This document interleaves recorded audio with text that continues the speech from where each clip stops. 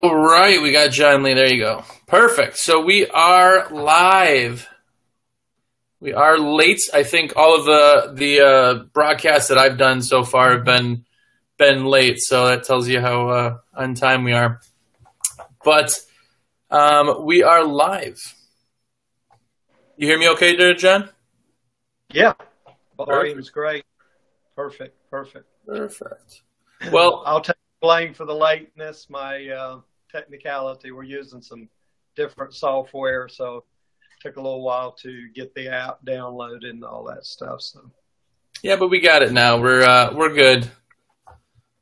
We are good. So I'm in North Carolina. You are in Tennessee, and how's your season started? Is it started now? yeah, it's been going pretty strong for about a month now. We've been full bore, wide open for about a month. We've had some crazy weather this last couple of weeks has sort of thrown us off a little bit, but we're about to get back caught up. Nice. I think here our season started probably maybe 2 weeks ago, 3 weeks ago. We're really kind of got kind of in the swing of things. And then, of course, WCR has been going crazy. Nationwide, you have, California, they have an earlier season. Different states start at different times. I know even Wisconsin, I think their season's starting right about now. So yeah, I took several calls today from Minnesota and, North Dakota last week. Interesting thing about California is their season got so messed up because they had so much rain. So everything, they pretty much were rained out for the winter. So everything came at once. And so they're wide open, which is normally they would start to slow down a little bit in the summer. Yeah, I think the pretty interesting thing is being able to see everybody's company and kind of just how much goes on and what little things can translate a season starting or a season not starting or a slow season or a dead time or when summer slowdown starts or when it picks up. It's pretty crazy. But we got Martin just asked a question. He said, hey, guys, what part of NC do I live in? I am actually in Mooresville. That is about a half hour north of Charlotte. So if you're familiar, then you know. So what part of Tennessee are you in there, John? Tennessee's divided up into three sections, west, middle, and east. If you ever looked at the flag, it has a circle with three stars. There's three regions. I'm in the east, close to you. I'm real close to the North Carolina line. So I'm nice. in East Tennessee. I'm just outside of the Great Smoky Mountains, about 25 miles south of home of the Vols, Knoxville, Tennessee. Nice. Do you know your elevation where you are? Yeah, we're not really high. We're probably at about 1,200 feet here. That's not bad. Not bad. Yeah, foothills. We're completely surrounded by mountains, and we're in a valley. But you can go and just like with you too, where you're at Nashville, you can drive a few hours and be, a couple thousand feet up. Yeah, it's beautiful country here. Moving from Wisconsin, I know it's really, really pretty nice. But Martin said he's in Raleigh. So what's up from Raleigh? Absolutely, right next door. Yeah. So we touched this a little bit, but Alex wants to know. Alex Lambernides wants to know when does spring cleaning season usually start there in Tennessee? Once things really interesting about Tennessee is you have all the seasons are exactly about the same length. So you have 3 months in spring, 3 in winter, 3 in summer, and 3 in fall. Wow! So it usually starts up around March, mid-March, and goes all the way strong up until the cold weather really doesn't come here till after the holidays usually. So January, February are the really, slow season. Yeah. I'll tell you, in Wisconsin, it was the week of Thanksgiving we usually had off. And then we didn't have houses after Thanksgiving. Yeah. It just too cold, froze up. It's something else. But so with spring kind of here and upon us, we're taking questions here. We're hopefully going to answer some questions on any products that you guys and gals like or want to buy or just have questions in general. We're here for you kind of live. I want to kind of ask you, John, what products are out right now in spring that are maybe new? I know some things I want to maybe bring up, and what are you most excited about as far as the window cleaning side of supplies right now? Yeah. Of course, everybody probably the hottest item, has been the Stingray, which really came out last year. But the momentum has really picked up on it in the last year. And then this year, the newest thing for the spring is they came out with what they call a deep cleaning pad, which is, if you've ever used the Stingray, you'll know that it was the same exact microfiber that's on the speed cleaning kit, which was the first, indoor system they had. And that's the fuzzy pad. No, they never. The speed cleaning kit came out with two pads. They had the fuzzy pad and then the shorter nap. And so when they designed the Stingray, all the feedback was the shorter pad was the best. So they made the triangular out of that. But then they realized that there are advantages to the longer fiber. And so they came out with the deep cleaning pad.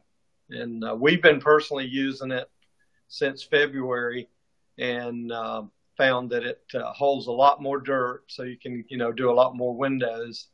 And because it's got those longer fibers on your window sills, if you have the little clips, it gets down in there a lot better. Really? Nice. Fingers that'll get down into the places.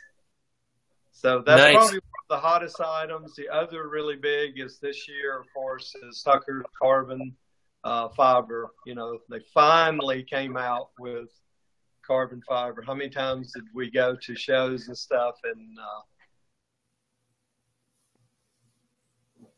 it's nice that the carbon fiber is finally out. That Tucker, in general, there we go. You got froze there for a second, so it was a call came through, but that how many times did we come through and believe me, we still sell a lot, and they still sell a ton of aluminum bowls. I mean, because it has its place. Yeah. But I think we all started doing somersaults when Tucker finally designed a carbon fiber pole. And that seems to have been a really, really hot item this spring. Here's the thing, too, with that pole. I love the new Tucker stuff. And I went and was talking with Sean, and Sean said he wants Tucker to kind of be the new premier. Like, there's always going to be the Tucker Gold pole, but the Tucker line in general, with the carbon fiber, the fill and go, they want that to kind of be like the Cadillac, the premier pole out there. And those aluminum clamps, man, I love those things. I'm really not concerned with the couple ounces that it adds to have a clamp that will never break. I mean, they're guaranteed for life, but they're aluminum. I really do think that a lot of other companies are going to go to that way. It's really expensive to produce an aluminum clamp as opposed to like polymer, but man, I think it really sets it up. Yeah, nylon has always been the material they've used for clamps, so that was a big thing. Of course, Gardner had always had those. I remember when Gardner switched to the aluminum clamps, and when they first did that, it was just a disaster at first, and then they made some adjustments and got them taken care of. The other things other product that's been really hot this year is the Mormon products. It seems like they have been front and center. I remember 2 years ago at a trade show when they first, were just introducing them, and I first saw it. Held one and everything. I'll be honest with you, I didn't have much expectations for it, but it's really, they've really made some adjustments and got it as a really good tool. Yeah, that accelerator, as far as handheld tools that come out, I think there's been the most kind of buzz about it, and yeah, exactly. We couldn't keep them in for a while, so it's really cool. It's got the same feel. If you people watching here don't quite know, it's got kind of the same feel as a wagtail, but I actually have it sitting in front of me here. But it actually has locking, so you can change the pitch of the blade. You can lock the swivel in. There's a couple other features for that, not including the liquidator channel, which has the corners. So right, pretty cool. But Martin Morales says, I do 98% of my business on commercial. Any ideas on how I can expand residential? Now, I know. Go ahead. Yeah. All right. I would say for sure, for me personally, I got almost all my residential from commercial.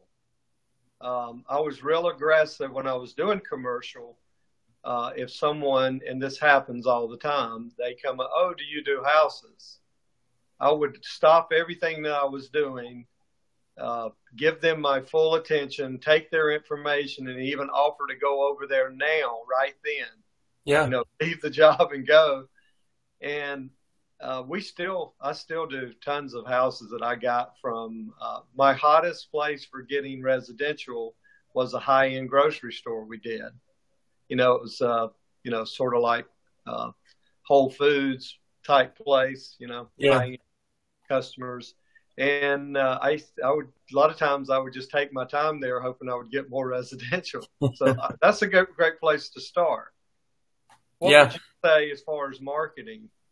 Well, I think they're two different beasts. Commercial is, you can't do EDDM, you can't really do door hangers on commercial and that type of thing. So I think now with ads, Facebook ads and even, something simple like a Craigslist and, the phone book, I really haven't done the phone book personally in a while, but the advertising on that side of things is just a lot different than commercial. And I always say to people too, I said, you either have time or you have money.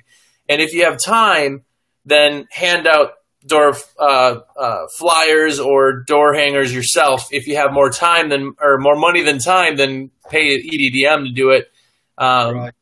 But just getting it in front of people, and I think it's the rule of 7 still that I think it's 7, but somebody has to see that 7 times to actually just have it embedded and memorized. So you just get it out there, and the more you can hand out, the better. Like you're saying too, if you're doing a commercial job, have business cards in your pocket, have Steve signage, and you're right. Have signage, shirts, anything. A lot of people I know put the business cards on their vans where people can get them, out of the parking lot.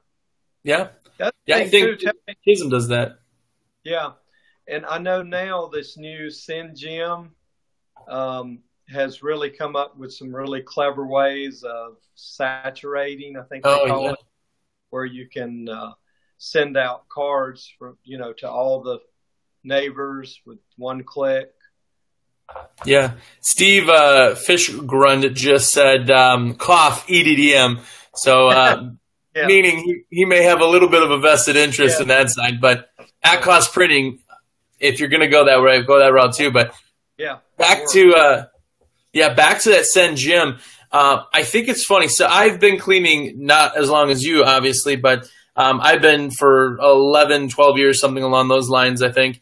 And the amount of technology that's out now is completely different than when you started. It's insane. I remember I remember putting my first Yellow Page stuff together, and I was I'm going to throw all my money in the Yellow Pages. You got to be in the Yellow Pages, and who would have ever thought that Yellow Pages are basically, they're at the bottom of the totem pole now, and you can actually click an address and send everybody a postcard around. It's insane, isn't it?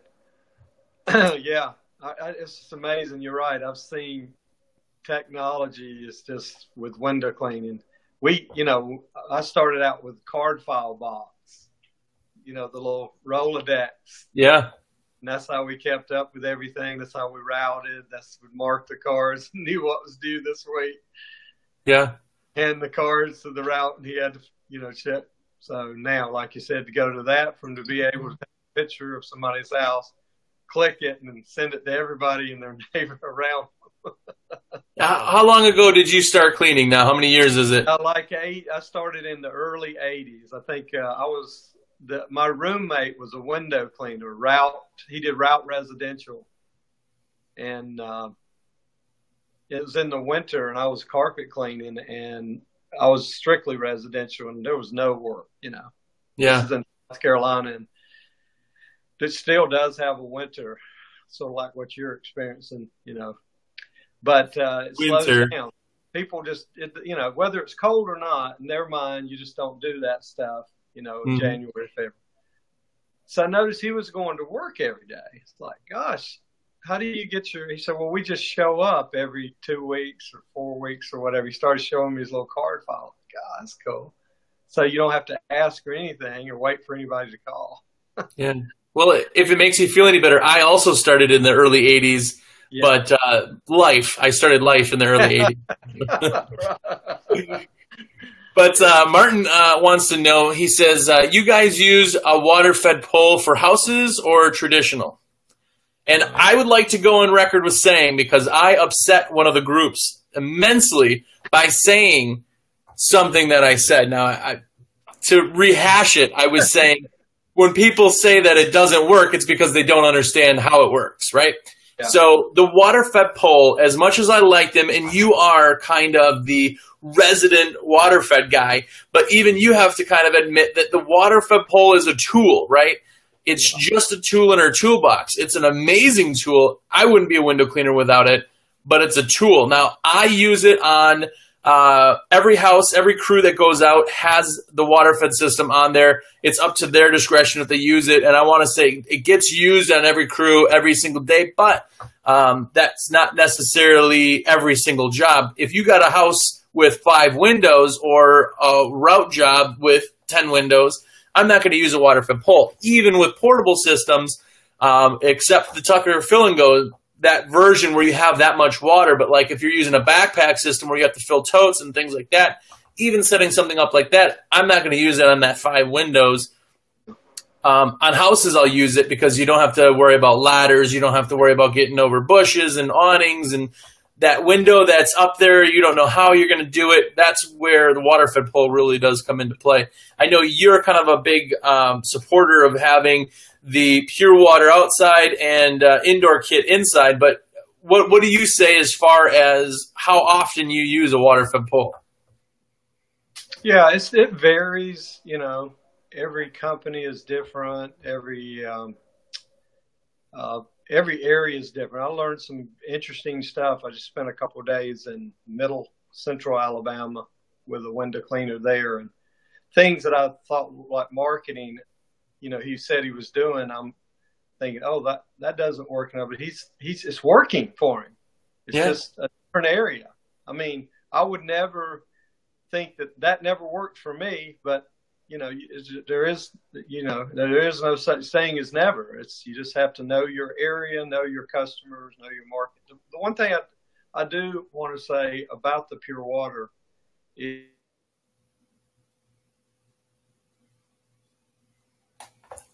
I think we got you froze again with a call here. I'll wait a second for you. There you go.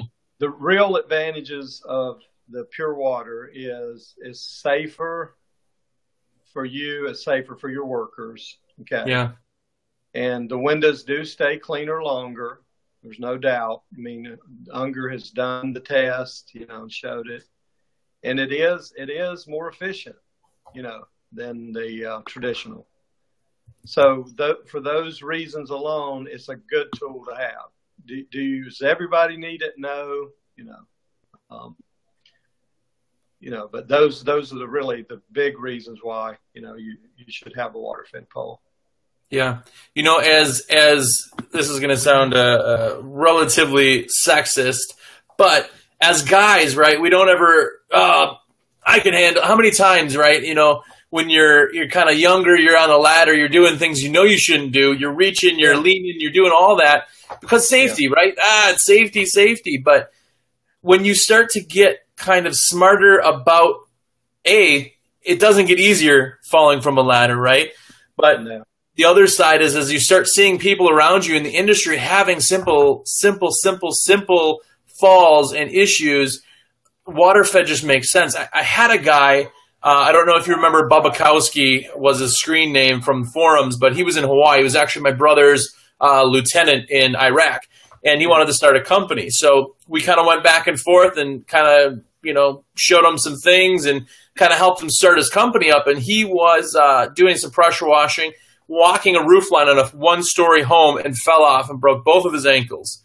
That sounds bad enough, but one of his ankles wasn't healing. He ended up having, I want to say, multiple surgeries on it, and they finally said, there's nothing we can do. You need to either fuse it or amputate it. And, he's a big outdoorsman, so, if you fuse it, there's a lot of stuff you can't do. So he actually chose to amputate his own foot because of the fall. And that ended his career. I mean, he never cleaned after that again, obviously. But something like that, so simple. He was looking up spraying and just walked off a one-story roof. It's not even a big fall. We're up on 2 and 3 stories sometimes. Yeah. If you talk to the insurance people, they, a large percentage of accidents are ladder related, and it's on step ladders. Yeah. It's not extension ladders, it's step ladders. Yeah. So that's the thing. People have to understand that if, one accident in your company and your family is going to suffer because you're going to be pretty much out of business. You can't work. Yeah. So, yeah. I mean, it's a simple concept, but kind of utilizing the technology that's out there to do it. I know it's a big back and forth with water-fed and not water-fed and traditional, but I just think it's a tool. So to kind of answer your question, Martin, it's a tool. I use it on houses and I use it on commercial. Not every commercial and not every house. That's just kind of personally. It's just like anything. When are you going to use an 18-inch or a 24-inch scrubber compared to a 12-inch? It's just a tool. It's in your toolbox. You have to kind of figure out when to use it. Yeah, the thing is probably the most, and you do too, I know, I've fielded a lot of questions from people that are using a water-fed pole and challenges they're having. And usually, almost all the time, there's simple answers. And I tell people there's a transition time, especially if you've been a traditional window cleaner and you switch over to water-fed pole. Everybody has to go through a transitional time, and all these things, there's a learning curve. But once you're past that, and I talk to them all the time, years down the road, and I helped them through the transitional time, they'll say, oh, man, I'm so glad I made the step. He said, I just can't believe that I waited so long. That's another common. And they're over it. But it's just, mainly it's we deal with a lot of hydrophobic glass, and that can cause a lot of problems with rinsing. And the other thing, too, a lot of people don't realize that the brush does, 90% of the cleaning is with the brush. They want to use too much water, and that can cause a lot of problems too. Yeah. And on that same line, Paul just asked, if you're cleaning a 2-story max, is carbon fiber really needed, or is a composite fiberglass, glass fiber pole sufficient? And you kind of already hit that one on the head of what is actually doing the work on there. And at 2 stories, I really think that personally, all of our poles that we have are carbon fiber, so I'll throw that out there. But when you're doing 2-story max, I don't think that carbon fiber is necessary. It is stiffer, but at those heights, you're not getting as much bend as you would at, say, 3 and 4 stories. But what are your thoughts on that? Is 2-story high as a max? Is it carbon fiber, or could you get away with a different composite? Well, one thing we have on our website, we have a very good algorithm set up where we ask people the questions, what's your TDS? Are you higher than 100 or lower than 100? How many times a week are you going to be using this? 10 or less, or 10 or more? And then what's the height you want to reach? So if someone is what we would call an infrequent user, they're using the water-fed pole less than 10 times a week, okay? And I just talked to a company earlier today. They're a carpet cleaning company that goes around and does grocery stores, and they just added on the windows. They're only going to be doing the windows 4 times a year. So, it's an infrequent user. Right. Yeah. And you're doing 1 to 2 stories, then we suggest you go with one of our hybrid poles. It can reach up to 22 feet, which will cover pretty much any 2 stories. It's plenty enough rigid for, first and second floor. And, you're not going to be using enough to where, you would suffer from any kind of repetitive motion, injuries.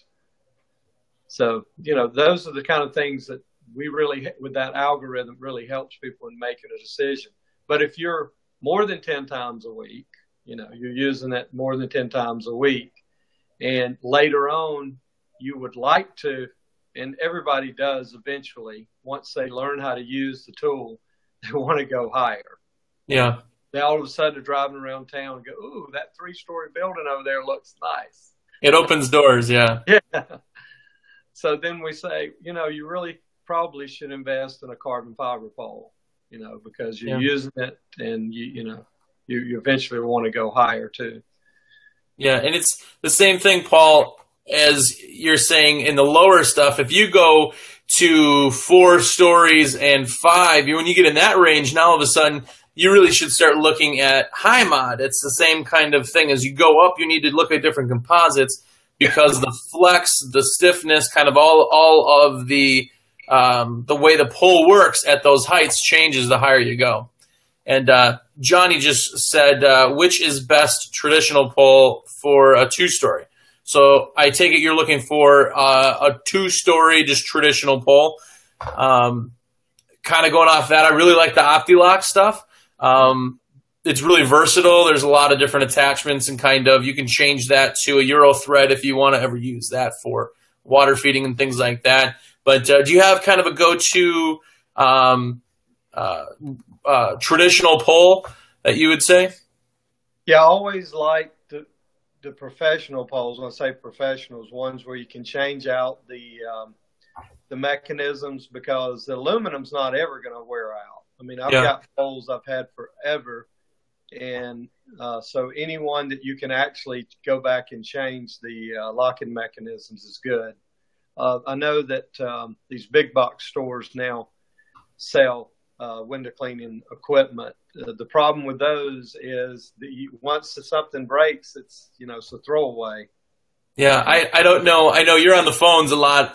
I get it with live chat. You probably get it with phones, as people call and say, hey, I went and got this so-and-so pole from so-and-so big box store. Can I get a replacement something? And it's so hard to get those because you don't know what's out there, but we don't have access to replacements because they're throwaway poles, they're throwaway handles, they're throwaway squeegees and all that. So, yeah, going with a professional setup for a pole, an extension pole is huge. I mean, you're using it quite a bit, and that's another one that kind of keeps you off ladders. Inside is the same thing. You can use a standard extension pole for the speed clean kit if you change out like the OptiLock to the Euro threads. There's a lot of different uses for it, so it's definitely worth investing in a better extension pole. And Martin said you can clean a new construction when the windows have a small piece of concrete with the Waterfed pole. Yep. And go ahead on that one, John. Absolutely, because we got rid of all our ladders because I knew I would be tempted to use them about 15 years ago. So I had to figure out how to do everything with poles. And there's a product called Cement Off, which works great. Basically what it does, it breaks down the bond between the sand and the mortar. And once you break that, all you got to do is soak it with water, and it just turns to sand and runs right off. Nice. And how are you applying that up at heights then? We put it right on the boar's hair bristles and pre-scrub. If it's up high, if it's down low, we just pump spray it. You can let it sit as long as you want. Actually, the longer it sits, the easier the stuff comes off. And then to get it off the first, you just hit it with your hose or pressure washer before you ever put anything. Just rinse it off, and it just comes right off.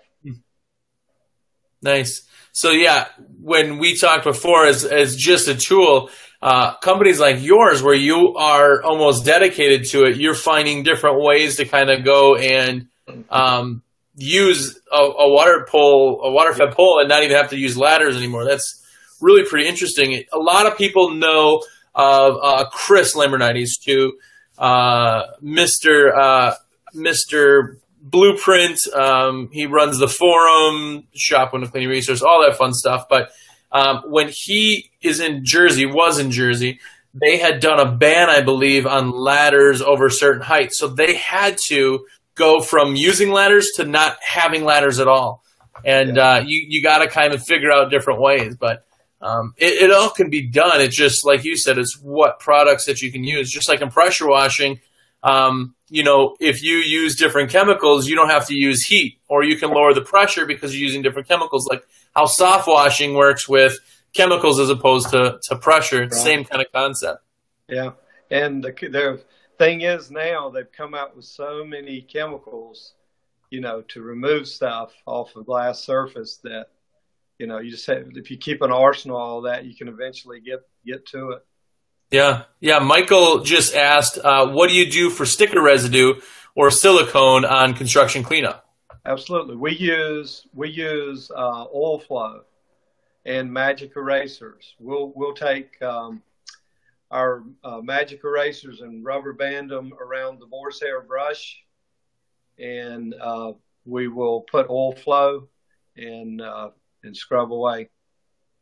Oil flow, magic eraser is perfect for silicone because silicone is oil based, and as you move it, it tends to just streak. So if you have something to absorb that oil, it comes off better. And we used to use talcum powder to absorb the oil. Yeah. And when they came out with magic eraser, it will absorb the oil and the silicones. So it works great. Nice. So are you using any type of reach around adapter on any of your Waterfed poles, or do you kind of use everything on the front? I never could get used to the weight on the back, and the awkwardness of it hitting I mean, a lot of people are successful with it. To me, it was too awkward and added too much to the top. So we just figured out how to strap stuff. I mean, I had a whole thing. I kept zip ties, rubber bands, everything. Figured it out after a while. We even at one time on the edge of the brush, the brush block, and I know later on some brush manufacturers ended up, I think Gardner ended up doing it where the brush block itself was a plastic scraper, so you could just flip the brush around. Yeah. But we figured out ways to, attach stuff to brush and all kinds of ways to figure it out. Nice. Well, Manuel asks, how do you remove heavy paint overspray with a Waterfed pole method? We use, I found that one restore, actually, if you will take some paint off, it actually does. We've used one restore, we've used oil flow. You have to, depends upon what kind of, with paint, you have to figure out what kind of paint it is, what's going to get it. The thing about it is you want to use something that's water-based, So that's a good thing about oil flow. It's a water-based solvent. Yeah. Yeah, and that goes back to if you have a reach around type product where you can put something on the back and lock in a blade, or even now like the Chucker's coming with the kind of Doodle Bug with a bronze pad, that kind of thing really will take paint off too. So Well, a lot of times we especially on really bad stuff, we ran 2 poles. We have one person with a scrubby, pre-working, as my son would say. He'd always say, "You gonna pre-scrub these?" Because it made his job go well easier. But we'd have someone, with attachments, whatever you needed, apply and scrub, and then the second one following with the water-fed pole. Yeah.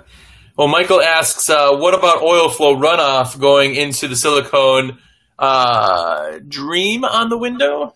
We only use it if we can be nose to glass, I believe he's trying to say. So he's probably saying yeah, I know what he's talking about, the runoff. The thing about oil flow is the minute the water hits it, it neutralizes it. You're putting so much water to it. So you got that already kind of covered on that one. Mm-hmm. I know with a lot of chemicals, the big issue is that people just aren't comfortable with them.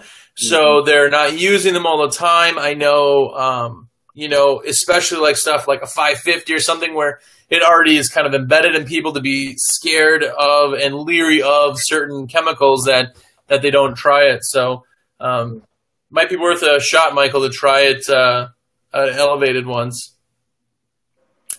So if you guys have questions, we're only going to be doing this here for probably a few more minutes.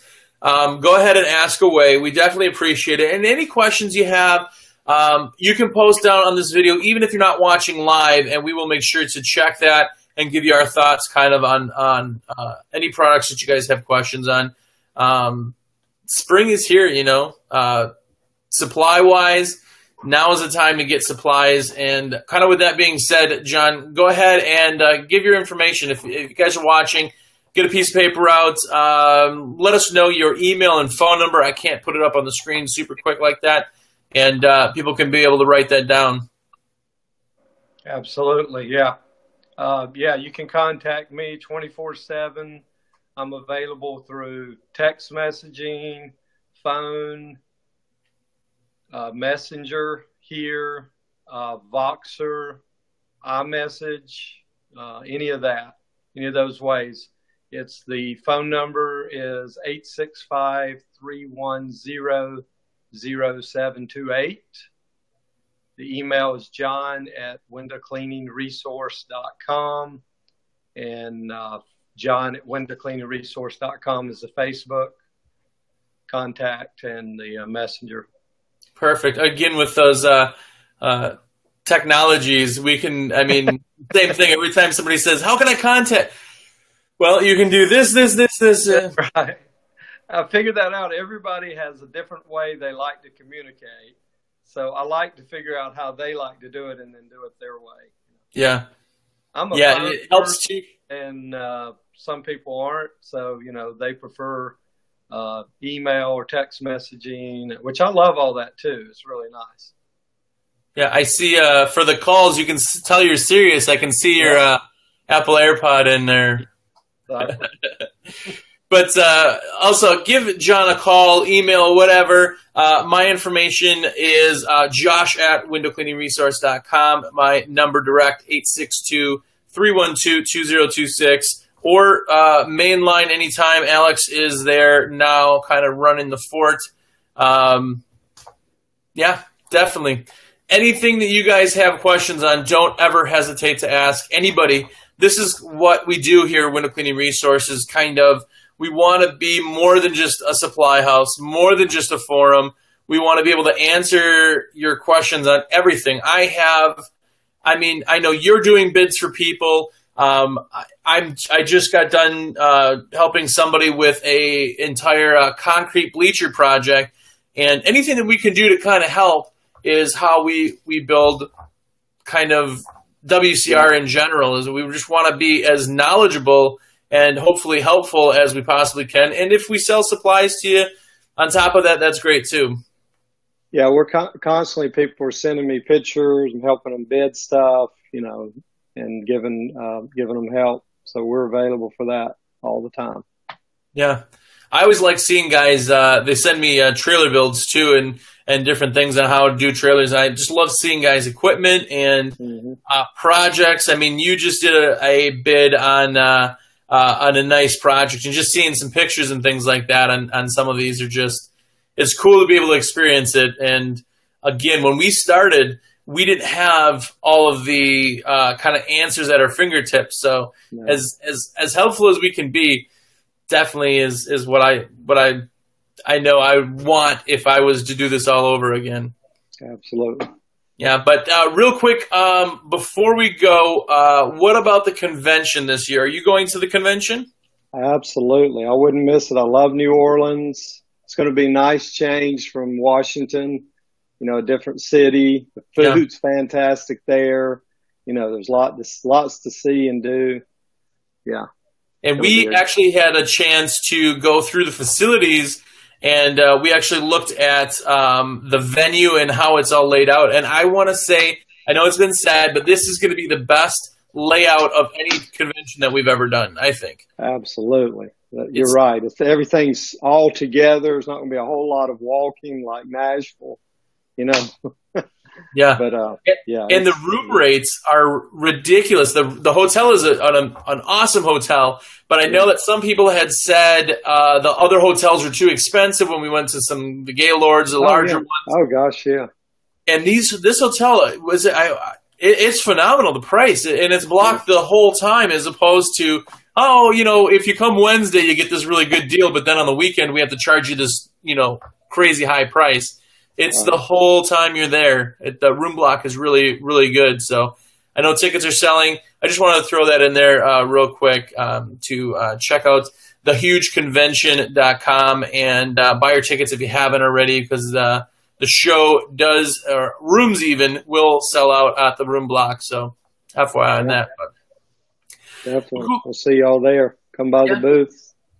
Yeah, definitely. Say hi, meet John in person, and there's nothing better than getting shushed by John when he gets his phone call. You can't tell it's even happening.